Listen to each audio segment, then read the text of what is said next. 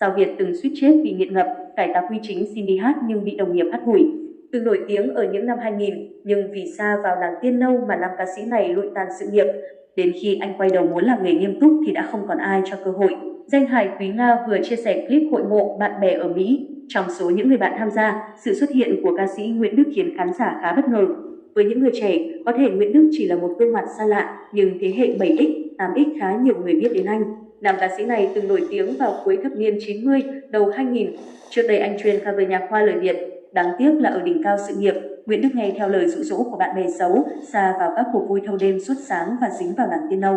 Kể từ khi nghiện ngập, nam ca sĩ phải bán hết tài sản, sức khỏe suy giảm đáng kể. Thậm chí từng có thời điểm Nguyễn Đức nhập viện vì cận kề về cái chết.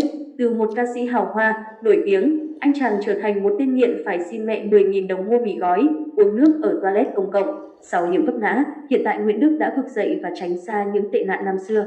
Anh cho biết nhờ tu theo Phật pháp nên cuộc sống cũng dần nhẹ nhàng hơn. Giờ đây nam ca sĩ chỉ ăn chay và hát nhạc Phật. Dẫu vậy, nếu so với thời điểm nổi tiếng, Nguyễn Đức khi quay lại với nghệ thuật gặp rất nhiều khó khăn. Anh từng bị xa lánh, hắt hủi từ chính người trong nghề.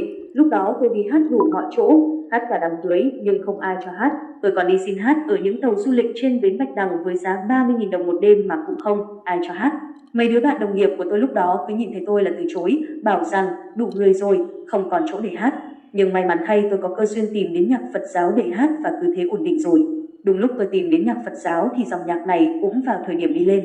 Lúc đó vào năm 2011, các tỉnh thành rộ lên hát nhạc Phật nên tôi có show đi hát cho các chùa chiền và sự kiện. Tôi cứ thế đi hát nhạc Phật tới giờ. Lắng nghe câu chuyện của Nguyễn Đức, Thúy Nga vô cùng xúc động. Nữ danh hài cho biết cô rất thương cho hoàn cảnh của đàn anh. May mắn là hiện nam ca sĩ đã ổn định, ngoài làm nghệ thuật còn kinh doanh nhỏ nên kinh tế không quá khó khăn.